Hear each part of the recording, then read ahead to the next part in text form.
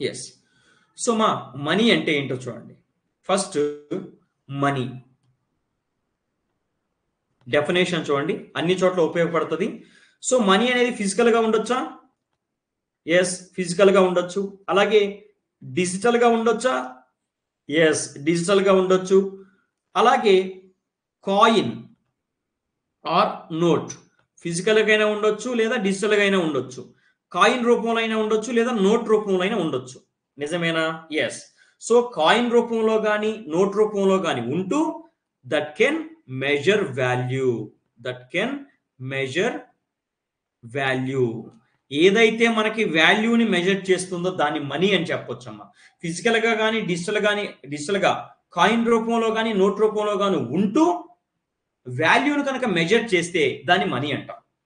ఫిజికల్గా ఆర్ డిజిటల్గా ఉంటూ, ఫిజికల్గా కానీ డిజిటల్గా కానీ ఉంటూ, కాయిన్ ఫామ్లో కానీ నోట్ ఫామ్లో కానీ ఉంటూ ఏదైనా ఒక దాని యొక్క వాల్యూని మెజర్ చేస్తే, ఏదైనా ఒక దాని యొక్క వాల్యూని మెజర్ చేస్తే దాన్ని మనీ అంటాం. క్లియర్? మనీకి ఇదే డెఫినేషన్, గుర్తుపెట్టుకోండి. ఏదైతే మనకి వాల్యూని మెజర్ చేస్తుందో దాన్ని మనం మనీ అంటాము. ఓకేనా? అర్థమవుతుందా? ఎస్. ఇప్పుడు అయితే మొబైల్ ఫంక్షన్స్ ఏంటని చెప్తే ఏం చెప్తారు చిన్న మీరు? మొబైల్ ఫంక్షన్స్ అంటే ఏంటి? కాల్స్, మెసేజెస్ ఇవి ప్రైమరీ ఫంక్షన్ కదా. కాల్స్, మెసేజెస్ ఇవి ప్రైమరీ ఫంక్షన్సా? మొబైల్ యొక్క ప్రైమరీ ఫంక్షన్స్ ఏంటంటే కాల్స్, మెసేజెస్ అని చెప్తా. సెకండరీ ఫంక్షన్స్ అంటే ఏం చెప్తాను? సెకండరీ ఫంక్షన్స్ అంటే ఏం చెప్తాను? ఫోటోలు తీసుకోవడము, వీడియోలు తీసుకోవడం, ఇలాంటివి. అవునా కాదా?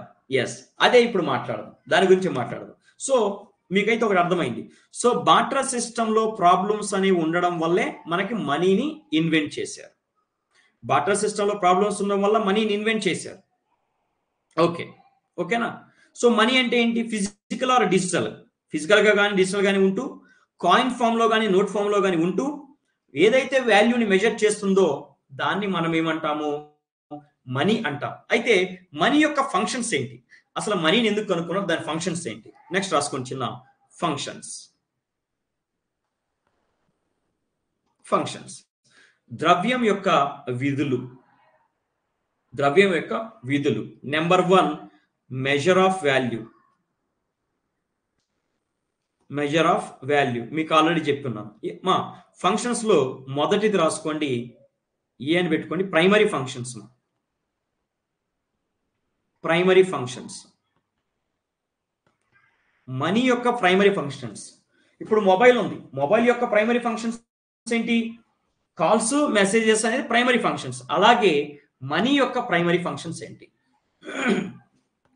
అలాగే మనీ యొక్క ప్రైమరీ ఫంక్షన్స్ ఏంటి? Number 1 measure of value.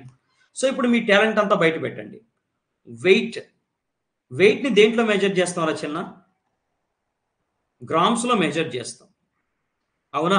Yes, grams లో మెజర్ చేస్తాం. నెక్స్ట్ అలాగే వాల్యూమ్ ని దేంట్లో మెజర్ చేస్తాం చిన్న? వాల్యూమ్ ని మిల్లీ లీటర్స్ లో మెజర్ చేస్తాం. అలాగే ఏదైనా ఒక వస్తువు యొక్క వాల్యూని ఎలా మెజర్ చేస్తాం? రూపీస్ లో. అవునా కాదా చెప్పండి? ఏదైనా ఒక వస్తువు యొక్క వాల్యూని రూపీస్ లోనే కదా మెజర్ చేసేది. అవునా కాదా? ఒకసారి చెప్పండి మీరే. సో నేను ఏమంటున్నాను? వెయిట్ ని గ్రామ్స్ లో మెజర్ చేస్తున్నాం, వాల్యూమ్ ని మిల్లీలీటర్ లో మెజర్ చేస్తున్నాం. అలాగే ఏదైనా ఒక వస్తువు యొక్క విలువని, ఇప్పుడు మీరు చూడండి, మీరేమంటారు? అరే ఈ ఫోన్ ఎంతరా అంటే ఏం చెప్తావు? ఎంత అంటే దాని విలువ ఎంత, అదే కదా దాని మీనింగ్. అరే ఫోన్ ఎంతరా అంటే దాని అర్థం ఏంటి? ఈ ఫోన్ విలువ ఎంత అంటే ఏం చెప్తావు నువ్వు? ఇప్పుడు 10,000 టమోటాస్ అంటావా? పుచ్చు పుచ్చు కాదు, 10,000 టమోటాస్ కాదు, 10,000 రూపీస్ అంటావు.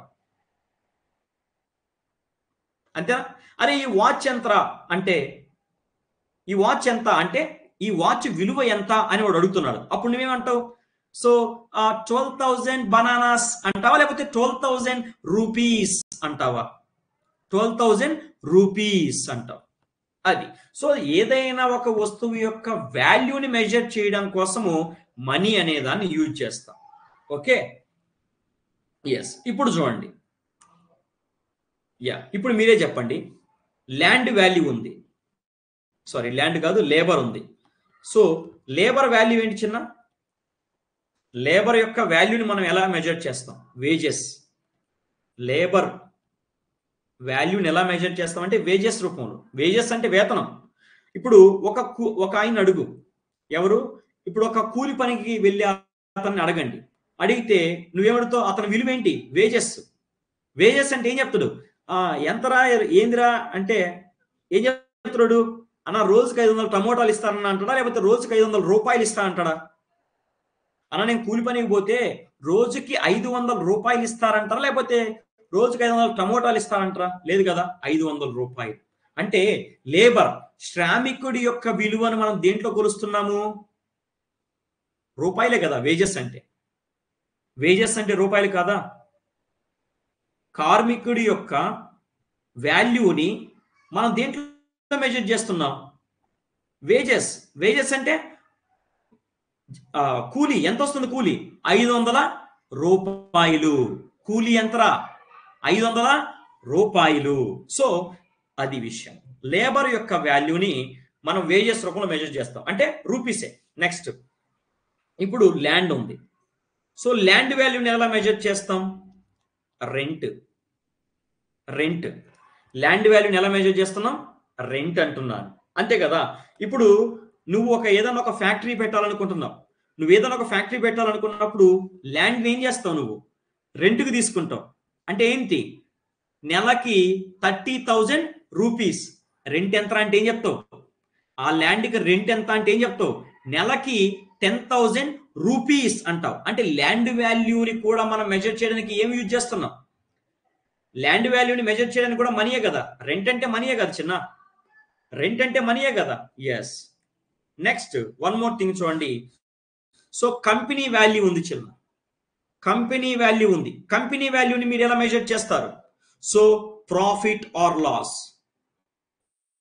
ప్రాఫిట్ ఆర్ లాస్, అంతేనా? కంపెనీ వాల్యూని మీరు ఎలా మెజర్ చేస్తారు? ప్రాఫిట్ ఆర్ లాసే కదా, అవునా కదా? ప్రాఫిట్ అంటే ఏం చెప్తారు? కంపెనీ ప్రాఫిట్ అంటే 100 టమోటాలు అంటాడా, లేకపోతే 100 రూపాయలు అంటాడా? ఏంట్రా ఏమంటావు? కంపెనీ లాభాల్లో ఉందా? ఉంది. ఎంత? 100 రూపాయలు. ఎరా కంపెనీ ఎత్తిపోయిందంట కదా, ఏమైంది? లాస్ వచ్చింది మామ. ఎంత లాస్ వచ్చింది? 100 రూపాయలు లాసు వచ్చింది అంటాడు. అంటే ప్రతిదీ కూడా రూపీస్ లో ఎక్స్ప్రెస్ చేస్తున్నారా లేదా? సో కంపెనీ యొక్క వాల్యూని ఎలా మెజర్ చేస్తున్నా? Profit or loss. అంటే 100 రూపాయల లాభము, రూపీస్ రూపీస్ రూపీస్. 100 రూపాయల నష్టము, రూపీస్ రూపీస్. అది. నెక్స్ట్, గవర్నమెంట్ యొక్క వాల్యూని ఎలా మెజర్ చేస్తాం? గవర్నమెంట్స్ వాల్యూని ఎలా మెజర్ చేస్తాం? బడ్జెట్ ద్వారా.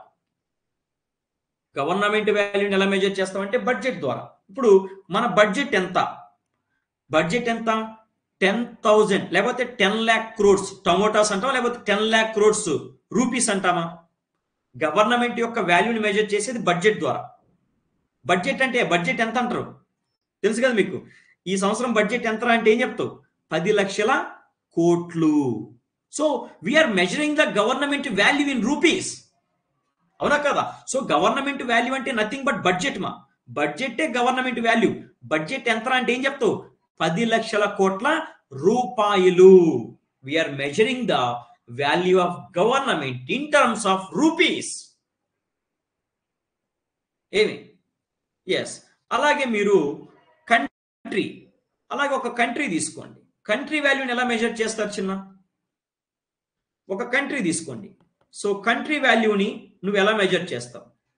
జీడిపి, అవునా? జీడిపి. ఇండియా జీడిపి ఎంత అని అడిగితే ఏం చెప్తావు? ఇండియా జీడిపి అంటే ఎంత అంటే ఏం చెప్తావు? అంటే దేశం యొక్క వాల్యూని మెజర్ చేసేది జీడిపిలోనే. సో ఇండియా జీడిపి ఎంత? 100 లక్షల కోట్లు, లేదా 30 lakh crores, 40 lakh crores, 50 lakh crore rupees, 60 lakh crore rupees అంటున్నాం. అంటే ఏంటి? అంటే ఏంటి? కంట్రీ యొక్క వాల్యూ అంటే జీడిపి. ఆ జీడిపిని దేంట్లో ఎక్స్ప్రెస్ చేస్తున్నాం? రూపీస్ లో ఎక్స్ప్రెస్ చేస్తున్నామా, టమోటోస్ లో ఎక్స్ప్రెస్ చేస్తున్నామా? చెప్పండి మా, చెప్పండి. దేంట్లో ఎక్స్ప్రెస్ చేస్తున్నాం? రూపీస్ని. రూపీస్నే కదా. ఎస్ ఆర్ నో మా? Is it clear to everybody? Is it clear to everybody? Yes. So what is the value of country అంటే జీడిపి. జీడిపి ఎంత? జీడిపి ఎంత? 100 కోట్ల రూపాయలు. In term we're expressing the value of country in terms of rupees. అంటే దేశం యొక్క విలువ అంటే జీడిపిఏ. జీడిపి ఎంత అంటే 100 లక్షల కోట్ల రూపాయలు, 50 లక్షల కోట్ల రూపాయలు. We're expressing in terms of rupees. I hope you guys are understood. I hope you guys are understood.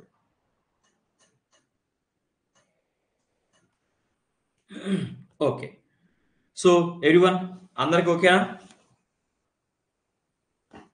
Okay, next చూద్దాం.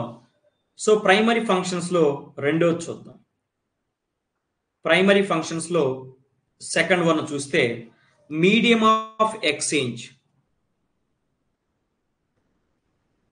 మీడియం ఆఫ్ ఎక్స్చేంజ్ ఇది నేను చెప్పాల్సిన అవసరం లేదనుకుంటా. Medium of exchange are transaction. Medium of exchange are transaction ఇది నేను చెప్పాల్సిన అవసరం లేదనుకుంటా నాకు తెలిసి. ఇప్పుడు చూడండి, మనము ఏదైనా వస్తువులు కొనేటప్పుడు మీరు చూడండి, ఇప్పుడు మీరు నేను ఉన్నాం, మన ఇద్దరి మధ్య సంబంధం ఏంటి? మనీ కాదా? మన ఇద్దరి మధ్య సంబంధం మనీ కాదా?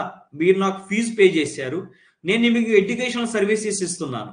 మన ఇద్దరి మధ్య ఏది పనిచేసింది? మన ఇద్దరి మధ్య బిజినెస్ జరగడానికి ఏది పనిచేసింది చెప్పండి? మన ఇద్దరి మధ్య వ్యాపారం జరగడానికి లేదా బిజినెస్ జరగడానికి మధ్యలో ఏది మధ్యవర్తిగా ఏముంది? మనీ అనేది ఉంది. అవునా కాదా? చెప్పండి చిన్న. మన ఇద్దరికి మధ్య ఏముంది? మనీ అనేది ఉంది. గుర్తుపెట్టుకోండి. ఏం అర్థమవుతుందా? ఎప్పుడు కూడా ఒకటి గుర్తుపెట్టుకోండి చిన్న, బిజినెస్ జరగాలంటే మనీ అనేది ఇంపార్టెంట్. ఇప్పుడు మన ఇద్దరి మధ్య బిజినెస్ జరిగింది అనుకుందాం. ఓకేనా? అవునా?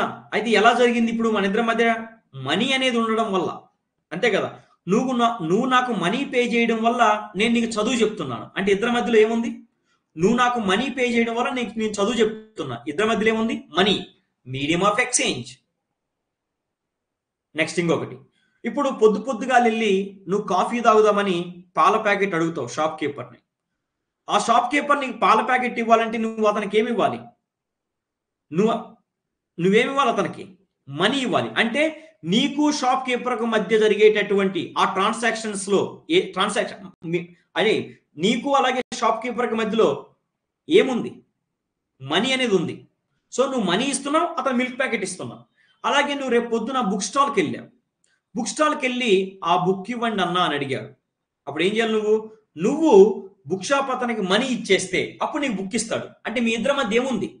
బుక్ షాప్ అతనికి నీ మధ్య ఏముంది? మనీ ఉంది. నువ్వు మనీ ఇచ్చేస్తే అతనికి బుక్ ఇచ్చేస్తాడు. సో ఈ విధంగా మనకి మనీ అనేది మీడియం ఆఫ్ ఎక్స్చేంజ్ గా పనిచేస్తుంది. మనీ అనేది మీడియం ఆఫ్ ఎక్స్చేంజ్ గా పనిచేస్తుంది. ఓకేనా? ఎస్. అయితే ఇక్కడ ఒక పాయింట్ గుర్తుపెట్టుకుంటా చిన్న. అయితే మీరు అడగొచ్చు, ఏమని? సార్, మనీనే మీడియం ఆఫ్ ఎక్స్చేంజ్ గా ఎందుకు తీసుకోవాలి? డౌట్ వస్తుందేమో. అసలు మనీ అనే దాన్ని మీడియం ఆఫ్ ఎక్స్చేంజ్ ఎందుకు తీసుకోవాలి? టమోటాని తీసుకోవచ్చుగా, చాక్లెట్ తీసుకోవచ్చుగా, లేకపోతే బిర్యానీని తీసుకోవచ్చు కదా. ఎందుకని కేవలం మనీనే మీడియం ఆఫ్ ఎక్స్చేంజ్ గా తీసుకుంటున్నారు? డౌట్ రావచ్చు కదా. ఎందుకు మనీని మీడియం ఆఫ్ ఎక్స్చేంజ్ గా తీసుకుంటున్నామంటే చూడండి reasons. Money is hard to counter Fiat. Money is hard to counter Fiat అంటే మనీని దొంగ నోట్లుగా తయారు చేయొచ్చు ఈజీగా.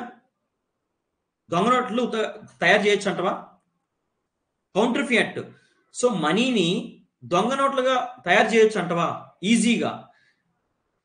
మనీని గనక ఈజీగా దొంగ నోట్లుగా తయారు చేసే పని అయితే ప్రతి ఒక్కడు ప్రింట్ చేసుకుంటాడు కదా. అవునా కాదా? ఇప్పుడు మీరు దొంగ నోట్లు తయారు చేయగలరా? అంత కెపాసిటీ మీకు లేదు. ఎవరో చేస్తూ ఉంటారు. అది అంత ఈజీ కాదు. సో మనీని దొంగ నోట్లుగా కన్వర్ట్ చేయడం అనేది అంత ఈజీ కాదు. ఓకేనా? ఇది గుర్తుపెట్టుకోండి. అండ్ అలాగే మనీ అనేటటువంటిది డ్యూరబుల్, చాలా దృఢంగా ఉంటుంది. టమోటాలు ఉండవు, పగిలిపోతాయి. అదే మనీ తీసుకుంటే మనీ అనేది డ్యూరబుల్. ఇప్పుడు మీరు ఫర్ ఎగ్జాంపుల్ అప్పుడప్పుడు మనం ప్యాంట్లో మనీ పెట్టేసి అక్కడ పక్కన పడేస్తున్న తర్వాత ఉతుకుతారు. ఉతికిన తర్వాత కూడా మనీ మనకు అలాగే ఉంటుంది. ప్రాబ్లం డ్యామేజ్ ఏమవదు, డ్యూరబుల్ అని చెప్పొచ్చు. నెక్స్ట్ వచ్చేసి పోర్టబుల్. పోర్టబుల్ మీరు ఎక్కడికి కావాలంటే అక్కడికి హాయిగా మోసుకుపోవచ్చా, లేకపోతే ఏమైనా కష్టమా? ఇప్పుడు నేను నీకు ₹1,00,000 ఇచ్చాను. ఆ ₹1,00,000 నీ పోర్టబుల్, నువ్వు ఈజీగా క్యారీ చేయగలవా? ఈజీగా జోలు పెట్టుకొని వేసుకుంటూ వెళ్ళిపోతావు కదా. పోర్టబుల్ అంటే క్యారీ చేయడానికి ఈజీగా ఉంటుంది. అదే టమోటాలు అయితే కష్టం కదా మోసుకెళ్ళడం. టమోటాలు అయితే కష్టం మోసుకెళ్ళడం. మనీ కాబట్టి ఈజీగా ఒక ప్లేస్ నుంచి ఇంకో ప్లేస్కి తీసుకెళ్ళొచ్చు. పోర్టబుల్. నెక్స్ట్ అలాగే చూడండి, యాక్సెప్టబుల్. యాక్సెప్టబుల్ ఇప్పుడు మనీ ఇచ్చేసి నువ్వు ఒక షాప్ దగ్గరికి వెళ్ళావు. ఒక షాప్ దగ్గరికి వెళ్ళి నువ్వేం అడిగావు? అయ్యా ఈ ₹100 తీసుకొని ఒక పాల ప్యాకెట్ ఇవ్వు అని అడిగితే ఏం చేస్తాడు? వెంటనే ఇచ్చేస్తాడు. అయ్యా ఈ ₹100 తీసుకొని ఒక టీ అయ్యా ఇచ్చేస్తాడు. అయ్యా ఈ ₹100 తీసుకొని బుక్ ఇవ్వయ్యా ఇచ్చేస్తాడు. అలా కాకుండా అయ్యా ఈ యాపిల్స్ కాయలు ఉన్నాయి కదా, యాపిల్స్ కాయలు తీసుకొని ఒక టీ ఇవ్వంటే తంతే బయట పోయి పడుతూ ఉంటాడు. అలాగే బుక్ స్టాల్ దగ్గరికి వెళ్ళి అన్న అన్న అన్న యాపిల్స్ కాయలు ఉన్నాయి నా దగ్గర, ఈ యాపిల్స్ కాయలు తీసుకొని నువ్వు నాకు బుక్స్ ఇవ్వంటే తంతే బయటపెట్టదు అంటాడు. So not acceptable. But money అనేది సో దాన్ని నకిలీ నోట్లుగా కన్వర్ట్ చేయడం కష్టమే. అలాగే డ్యూరబుల్, అలాగే ఈజీగా ఒక ప్లేస్ నుంచి ఇంకొక ప్లేస్ క్యారీ చేయొచ్చు. అలాగే యాక్సెప్టబుల్, ఎవరికి ఇచ్చినా కూడా దాన్ని యాక్సెప్ట్ చేస్తాడు. సో అందుకనే మీడియం ఆఫ్ ఎక్స్చేంజ్ గా, అంటే మధ్యవర్తిగా మీడియం ఆఫ్ ఎక్స్చేంజ్ గా మనీనే తీసుకుంటున్నారు. టమోటాలు, పాలు, పెరుగు, గుడ్లు తీసుకోవడం లేదు. These two are the primary functions of money. గుర్తుపెట్టుకోండి. నెంబర్ 1 ఏంటి చిన్న? Measure of value. ఏదైనా ఒక వస్తువు యొక్క వాల్యూని దేంట్లో మెజర్ చేస్తాం? మనీలో మెజర్ చేస్తాం. మనీ వల్లే పాసిబుల్ అవుతుంది. రెండోది మీడియం ఆఫ్ ఎక్స్చేంజ్. ప్రతి ట్రాన్సాక్షన్ లో మధ్యవర్తిగా ఎవరుంటున్నారు? ప్రతి ట్రాన్సాక్షన్ లో మధ్యవర్తిగా ఎవరుంటున్నారు? మనీ అనేది ఉంటుంది. ప్రతి ట్రాన్సాక్షన్ లో మధ్యవర్తిగా మనీ అనేదే ఉంటుంది. అవునా? Yes. Move on to the next one. Next secondary functions చూద్దాం. Secondary functions.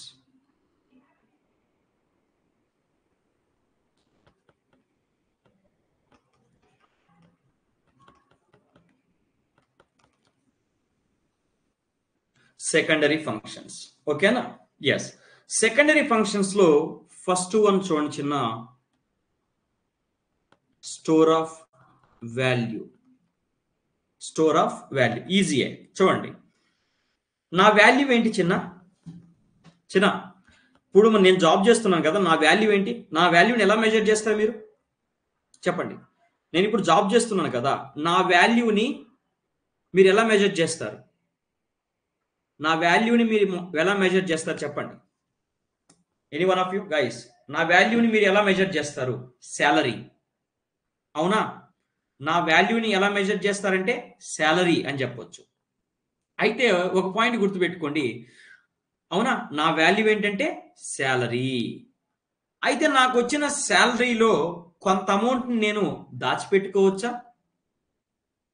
నాకు వచ్చిన శాలరీలో కొంత అమౌంట్ ని బ్యాంకులో దాచిపెట్టుకోవచ్చా?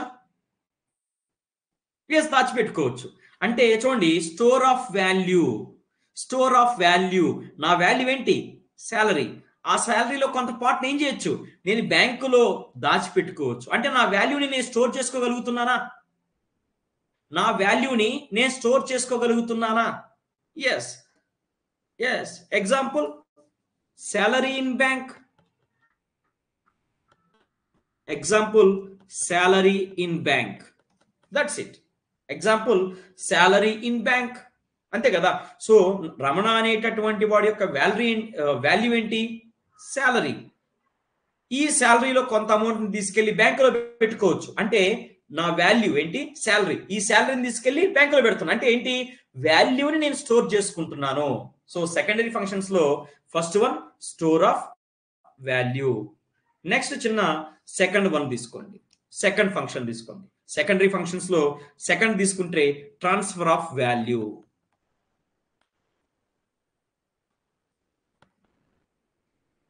Transfer of value. ఓకే, ఏంటి transfer of value? Suppose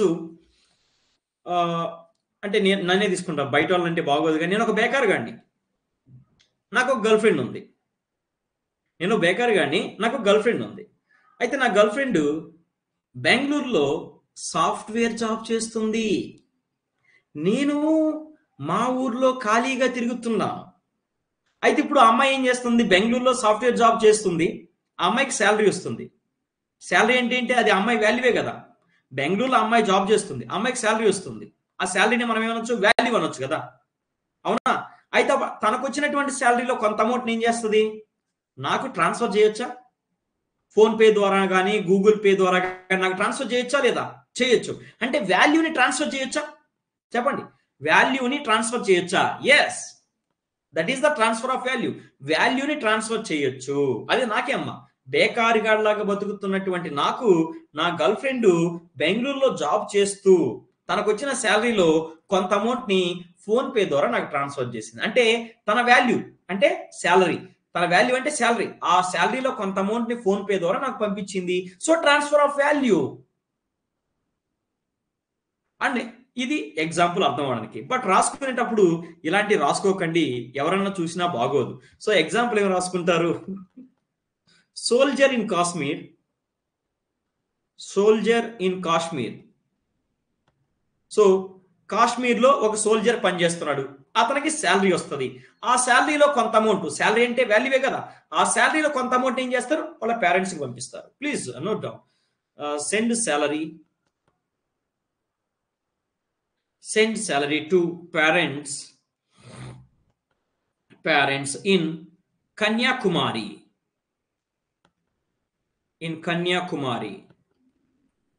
okay na, that's it. So transfer of value transfer చేయొచ్చా లేదా చెప్పండి చిన్న? వాల్యూని ట్రాన్స్ఫర్ చేయొచ్చా లేదా చెప్పండి, జస్ట్ అర్థమైంది అనుకుంటా మీకు. సో వాల్యూ అంటే ఏంటి? నా శాలరీ. వాల్యూ అంటే శాలరీ. ఇప్పుడు సపోజ్ సోల్జర్ ఉన్నాడు, జమ్మూ కాశ్మీర్లో పనిచేస్తున్నాడు, శాలరీ వచ్చింది అంటే వాల్యూ. శాలరీ అంటే వాల్యూ. ఆ శాలరీని వాళ్ళ పేరెంట్స్ కి కొంత ట్రాన్స్ఫర్ చేయొచ్చు అంటే వాల్యూని ట్రాన్స్ఫర్ చేస్తున్నారు. Next move on to the next one, functions, secondary functions of money. Secondary functions of money, yeah, ఇది చాలా ఈజీ. ఇప్పుడు మన పనికి మాలిన వాళ్ళందరూ కూడా ఎక్కువగా చేసేది ఇదే. అంటే అందులో నేను కూడా వస్తాను, మీరు కూడా వస్తారు. ఆ పనికి మాలినతనం ఏంటంటే సెకండరీ ఫంక్షన్స్ లో third one, money works. Money works as standard of deferred payments. As standard of deferred payments. నేనేమన్నా చూడండి, money works as a standard of deferred payments, as a standard of deferred payments అంటున్నా. Money works as a standard of deferred payments అంటే వాయిదా చెల్లింపులకు. అదైతేనే బాగా గుర్తుంటుంది sir. నేను చెప్పేది కూడా అందుకే దివాకర్, నేను చెప్పేది కూడా అందుకే. ప్రొఫెషనల్ గా కొంత చెప్పాలి, మన నేటివ్ లాంగ్వేజ్ లో మనకు అర్థమయ్యేటట్టు కొంత మనం చదువుకోవాలి. ఎప్పుడూ కూడా సబ్జెక్ట్ అనేది ఏదో రాకెట్ సైన్స్ మాదిరిగా లేకపోతే ఏదో అర్థం కానట్టు డెఫినేషన్ లో చదువుకుంటే ఏది రాదు. ప్రతిదీ కూడా ఒక ప్రాపర్ ఎక్స్ప్లెనేషన్ తో చదువుకుంటే ఎప్పటికీ గుర్తుంటది. అనలైసిస్ చేయగల క్వశ్చన్ ని. ఇప్పుడు మనకి గ్రూప్ 2లో గ్రూప్ 1లో అంత టఫ్ గా క్వశ్చన్లు వచ్చినప్పుడు అనలైసిస్ చేయాలి, లేకపోతే కష్టం. ఎనీవేస్ చూడండి. So money works as standard of deferred payments. మనీని వాయిదా చెల్లింపుల కోసం ఉపయోగించవచ్చు. మనీ అనేది వాయిదా చెల్లింపుల కోసం ఉపయోగపడుతుంది. ఎలాగో చెప్తా. ఇప్పుడు సపోజ్ మీరున్నారు, నువ్వు అన్ఎంప్లాయ్, నీకు ఎందుకు ఐఫోను? అదే జస్ట్ క్యాజువల్గా అడుగుతున్నాను, నిన్నుగా చిన్న, వేరే వాళ్ళు, మిమ్మల్ని అయితే కాదు. నువ్వు అన్ఎంప్లాయ్, మరి నీకెందుకు ఐఫోన్ అవసరమా? కానీ మనోడుకు అతి పెత్తర. ఈ పెత్తర ఏం చేస్తాడంటే 14 Pro అంటాడు. ఆ 14 Pro వచ్చేసి 1.5 లక్షలు ఎంతో నాకు తెలియదు. వీడికి డబ్బులు లేకపోయినా కూడా ఏం చేస్తాడు? ఫ్లిప్కార్ట్, అమెజాన్లోకి వెళ్ళి ఈఎంఐ అని పెట్టి ఫోన్ కొంటాడు. సో ప్రతి నెల ఏం చేయాలి? మనం డబ్బులు ఇవ్వాలి, లేకపోతే టమోటాలు బనానాలు ఇస్తే సరిపోద్ది. ప్రతి నెల ఈఎంఐ పెట్టావు, నువ్వు ఈఎంఐలో 1,50,000 పెట్టి ఐఫోన్ కొన్నావు. సో ప్రతి నెల నువ్వు ఎంత కట్టాలి? ఒక 10,000 కట్టాలి. అయితే అప్పుడు నువ్వు 10,000కి బదులుగా సార్ నేను టమోటాస్ ఇస్తాను సార్ అంటే తంతే బయట పడతావురా అంటాడు. సార్ నేను టమోటాస్ కాదు సార్ బనానా ఇస్తాను సార్ అంటే తంతే బయట పడతావు అంటాడు. So you need to pay money, డబ్బులే కట్టాలి. ఎస్, అంతే అంతే, దట్స్ ఇట్. వాయిదా చెల్లింపుల కోసము మనం మనీ యూజ్ చేస్తాం. That is the secondary functions. Okay, secondary functions ఏం చెప్పాను చిన్న? Store of value, transfer of value. Next money works as standard of deferred payments, వాయిదా చెల్లింపుల కోసం కూడా ఉపయోగపడుతుంది. Clear? Is it clear to everybody?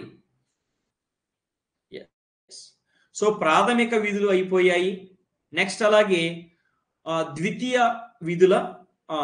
విధులు ఎందుకులే మనకు అది అవసరమా? అది primary functions, secondary functions. Next అనుషంగిక విధులు, అనుషంగిక విధులు, కాంటింజెంట్ ఫంక్షన్స్ ఏంటో చూద్దాం. ఇంకా ఇతరవి అంటే ఇప్పుడు ఫోన్లో ప్రైమరీ ఫంక్షన్స్ ఏంటో చిన్న? ఫోన్లో ప్రైమరీ ఫంక్షన్స్ అంటే ఏంటి? మా తెలుగు పదాలు నేనంత షూర్ కాదు. ఇన్ కేసు నేను తెలుగు పదాలు ఉపయోగించినా కూడా అవి రాసుకోకండి, ఇంగ్లీష్నే ఫాలో అవ్వండి. ఓకే, ఇప్పుడు ఫోన్ ఉంది చిన్న. ఫోన్ ప్రైమరీ ఫంక్షన్స్ ఏంట్రా చిన్న? మెసేజ్ చేయడం, ఫోన్ చేయడం. సెకండరీ ఫంక్షన్స్ ఏంట్రా చిన్న? ఫోటోలు తీసుకోవడం, వీడియోలు తీసుకోవడం, ఇలాంటివి. ఇంకా కాంటింజెంట్ ఫంక్షన్స్ ఉంటాయి, గౌణ విధులు. అంటే ఇంకా అవి నేను చెప్పలేను, ఎవరికి తెలియకుండా చేసేటివి కొన్ని ఉంటాయి, అవి అదనమాట. ఓకే, ప్రైమరీ ఫంక్షన్స్ అంటే కాల్స్, మెసేజ్లు. సెకండరీ ఫంక్షన్స్ అంటే వీడియోలు, ఫోటోలు, ఇవి. తర్వాత కాంటింజెంట్ ఫంక్షన్స్ అంటే ఇంకా చెప్పలేనటువంటివి. ఏమి? అది ఏదో ఒకటి, మీరు అనుకున్నది ఏదో ఒకటి అనుకోండి. ఓకేనా? మీరు ఏమైనా అనుకోండి, పర్లేదు. ఓకే, నెక్స్ట్ రాసుకుంటా చిన్న. కాంటింజెంట్ ఫంక్షన్స్, గౌణ విధుల, అనుషంగిక విధులు. Next please note down guys. Contingent functions రాసుకోండి.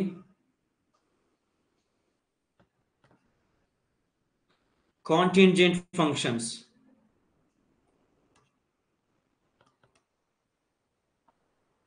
ఇది చాలా ఈజీ చిన్న, ఇది చాలా ఈజీ. కాంటింజెంట్ ఫంక్షన్స్ అనేవి చాలా ఈజీ. అందులో చాలా ఇంపార్టెంట్ కూడా గుర్తుపెట్టుకోండి. కాంటింజెంట్ ఫంక్షన్స్ చాలా మంది తెలియదు, బట్ మీరైతే గుర్తుపెట్టుకోండి. మనీ హెల్ప్స్, money helps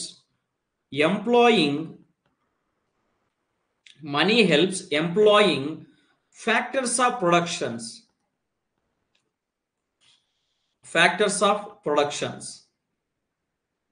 ఏమంటున్నా చూడండి చిన్న. Money helps employing factors of production. ఎప్పుడైనా గుర్తుపెట్టుకోండి, మనం ఉత్పత్తి చేయాలంటే ఉత్పత్తి కారకాలు అవసరం.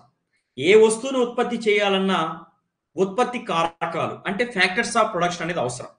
గుర్తుపెట్టుకోండి, మీరు ప్రపంచంలో ఏ వస్తువుని ఉత్పత్తి చేయాలన్నా సరే ఉత్పత్తి కారకాలు లేదా ఫ్యాక్టర్స్ ఆఫ్ ప్రొడక్షన్ అనేది అవసరం. బేసిక్గా మనకి ఫ్యాక్టర్స్ ఆఫ్ ప్రొడక్షన్స్ ఎన్ని ఉంటాయి మీ అందరికీ తెలుసు. ల్యాండ్, అలాగే లేబరు, నెక్స్ట్ అలాగే క్యాపిటల్, అవునా, అంటే మూలధనం అంటాం. అలాగే ఎంటర్ప్రెన్యూర్, వీటినే మనము ఫ్యాక్టర్స్ ఆఫ్ ప్రొడక్షన్ అంటాం. అవునా, వీటినే మనం ఏమంటున్నాం చిన్న? వీటినే మనము ఫ్యాక్టర్స్ ఆఫ్ ప్రొడక్షన్, ఉత్పత్తి కారకాలు అంటాం. ప్రపంచంలో మీరు ఏ వస్తువుని ఉత్పత్తి చేయాలన్నా కూడా ఇవి కావాలి. నువ్వు వస్తువులు ఉత్పత్తి చేయాలంటే ఒక ఫ్యాక్టరీ పెట్టాలి. ఫ్యాక్టరీ పెట్టాలంటే ల్యాండ్ కావాలా లేదా? కావాలి. నువ్వు ఒక వస్తువును ఉత్పత్తి చేయాలంటే కూలి కావాలా? ఒక పని ఆయన కావాలా లేదా? కావాలి. అలాగే నువ్వు ఒక ఫ్యాక్టరీ పెట్టాలంటే నీ దగ్గర డబ్బులు ఉన్నాయా? లేవు. బ్యాంక్ దగ్గర నుంచి అప్పు తెచ్చుకుంటావు, క్యాపిటల్. ఖచ్చితంగా వస్తువులను ఉత్పత్తి చేయాలంటే ఇవన్నీ కావాలి. ఓకే చిన్న, ఇప్పుడు నేను ఒక ఫ్యాక్టరీ పెట్టాలనుకుంటున్నా. చిన్న చూడండి చిన్న, నేను ఒక ఫ్యాక్టరీ పెట్టాలనుకుంటున్నా. ఆ ఫ్యాక్టరీకి నాకు ల్యాండ్ కావాలా?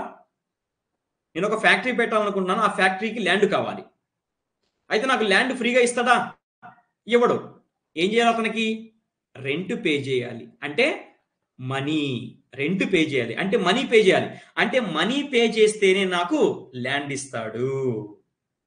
నెక్స్ట్ అలాగే ఇప్పుడు నేను ఒక ఫ్యాక్టరీ పెట్టేశాను. ఒక ల్యాండ్ తీసుకొని ఫ్యాక్టరీ పెట్టేశాను. ఆ ఫ్యాక్టరీలో వస్తువుల్ని ఉత్పత్తి చేయాలంటే వర్కర్స్ కావాలి.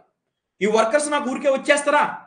రారు. వాళ్ళకి వేజెస్, వేతనాలు ఇవ్వాలి. అంటే మనీ. అంటే ల్యాండ్ నా దగ్గరకు రావాలన్నా మనీ ఇవ్వాలి. వర్కర్స్ నా దగ్గరకు వచ్చి పని చేయాలన్నా మనీ ఇవ్వాలి. అలాగే క్యాపిటల్. అయితే వీటన్నిటిని తెచ్చుకోవడానికి నా దగ్గర డబ్బులు ఉన్నాయా? ఇవన్నీ తెచ్చుకోవడానికి నా దగ్గర డబ్బులు ఉన్నాయి? లేవు. బ్యాంకు దగ్గరికి వెళ్ళి లోన్ తెచ్చుకున్నా. బ్యాంకు దగ్గరికి వెళ్ళి లోన్ తెచ్చుకున్నా. అయితే లోన్ మనకి ఎందుకు ఊరికే ఇచ్చేస్తారా? లేదు. వాళ్ళు మనకు లోన్ ఇస్తే లోన్ ఊరికే ఇస్తారా? ఎవరు? మనం ఏం చేయాలి? ఇంట్రెస్ట్ పే చేయాలి. మనం ఏం చేయాలి? ఇంట్రెస్ట్ పే చేయాలి. అంటే మనీ. సో మనీ ఉంటే మాత్రం ఇవన్నీ మన దగ్గరకు వస్తాయి. అవునా? Yes or no? ఒకసారి మీరు ఆలోచించండి. ఇవన్నీ మన దగ్గరకు రావాలంటే మనీ ఉండాలా లేదా? ఫస్ట్ గుర్తుపెట్టుకో. Once again I'm repeating. Capital గురించి మాట్లాడుతున్నా. నువ్వు ఒక ఫ్యాక్టరీ పెట్టాలంటే నీకు క్యాపిటల్, మూలధనము లేదా పెట్టుబడి కావాలి. మూలధనము లేదా పెట్టుబడి కావాలి. నువ్వు ఏదైనా ఒక ఫ్యాక్టరీ పెట్టాలంటే మూలధనం లేదా పెట్టుబడి కావాలి. ఈ మూలధనము లేదా పెట్టుబడి లేదా క్యాపిటల్ కోసం ఏం చేస్తావు? బ్యాంకు దగ్గర నుంచి లోన్ తెచ్చుకుంటావు. అయితే నీకు లోన్ ఊరికే ఇస్తారా? అయితే లోన్ నీకు ఊరికే ఇస్తారా? ఎవరు? నువ్వు ఇంట్రెస్ట్ పే చేయాలి. అంటే డబ్బులు ఇవ్వాలి. నువ్వు ఇంట్రెస్ట్ ఇస్తేనే వాళ్ళు లోన్ ఇస్తారు. ఎస్. అంటే క్యాపిటల్ మన దగ్గరకు రావాలంటే మనం ఇంట్రెస్ట్ ఇవ్వాలి. అంటే డబ్బులు ఇవ్వాలి. అలాగే ల్యాండ్. మనం ఒక ల్యాండ్లో ఫ్యాక్టరీ పెట్టాలి. మనకు ల్యాండ్ కావాలి. ల్యాండ్ కావాలంటే అతనికి ఏమి ఇవ్వాలి? రెంట్. అంటే కొనుక్కోవచ్చు. కొనుక్కోవడానికి కూడా డబ్బులే కదా. లేకపోతే రెంట్ తీసుకుంటాం. రెంట్ అంటే ఏంటి? మనీ. అలాగే నువ్వు ఫ్యాక్టరీ పెట్టావు. ఆ ఫ్యాక్టరీలో పనిచేయడానికి వర్కర్స్ కావాలి. వాళ్ళు నీ దగ్గరకు రావాలంటే పనిచేయడానికి, నీ దగ్గరకు వచ్చి పనిచేయాలంటే వాళ్ళకి వేజెస్ ఇవ్వాలి. అంటే మనీ. సో ఇప్పుడు చెప్పండి.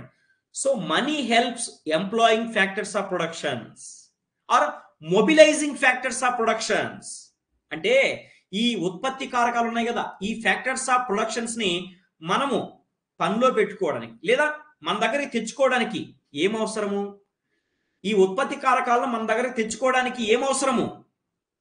ఈ ఉత్పత్తి కారకాలను మన దగ్గరికి తెచ్చుకోవాలంటే ఏమి ఇవ్వాలి వాళ్ళకి? ఈ ఉత్పత్తి కారకాలు, ఈ ఫ్యాక్టర్స్ ఆఫ్ ప్రొడక్షన్ మన దగ్గర తెచ్చుకోవాలంటే వాళ్ళకి ఏమి ఇవ్వాలి? మనీ. మనీ. ఠీకే? Understood? Say yes or no immediately. Okay. Next contingent functions, అనుషంగిక విధుల్లో నెక్స్ట్ చూద్దాం. సెకండ్ వన్ చూడండి చిన్న. సెకండ్ వన్ ఇది కూడా చాలా ఇంపార్టెంట్. కాంటింజెంట్ ఫంక్షన్స్ చాలా ఇంపార్టెంట్. నెక్స్ట్ చూసుకున్నట్లయితే money helps in redistribution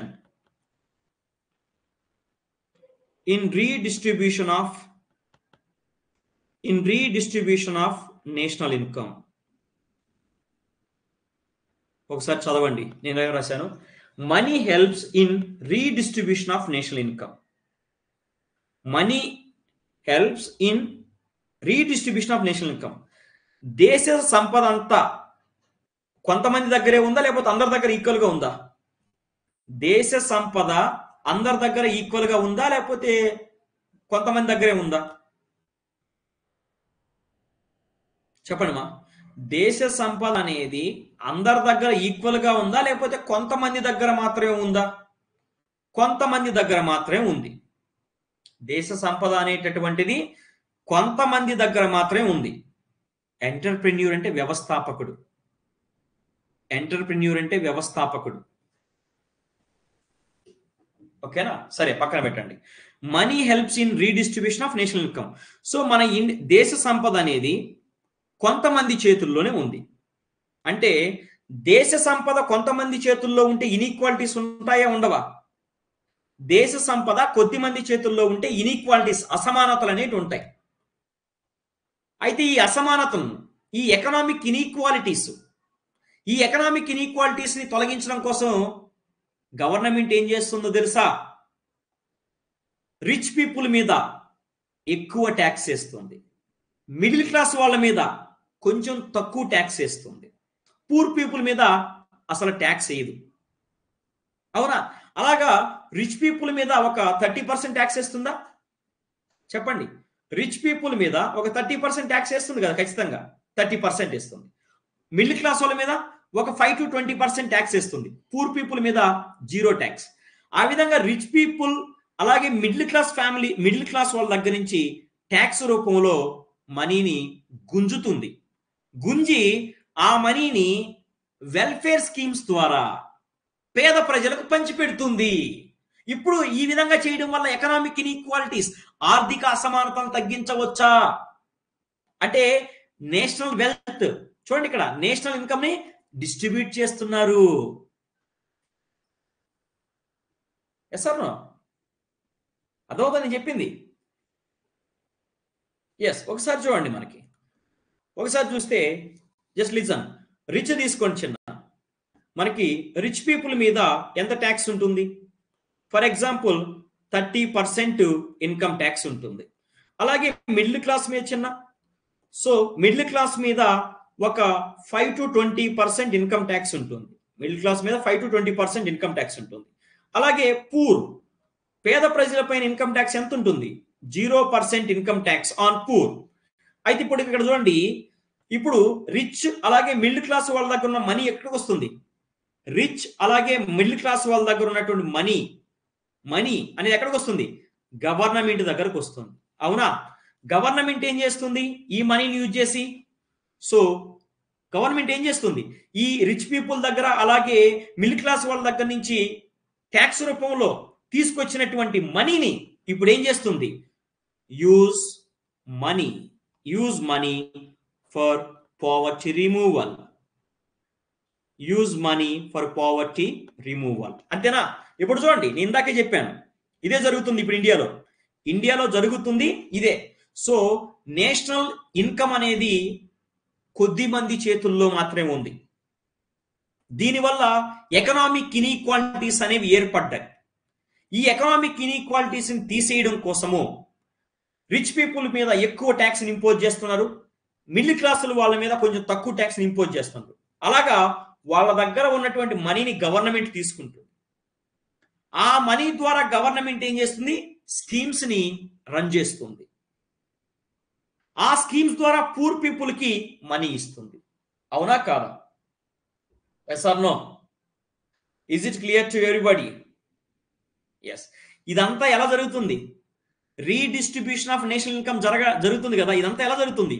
rupees, money లేకపోతే జరగదు ఇదంతా. Yes, is it clear to everybody?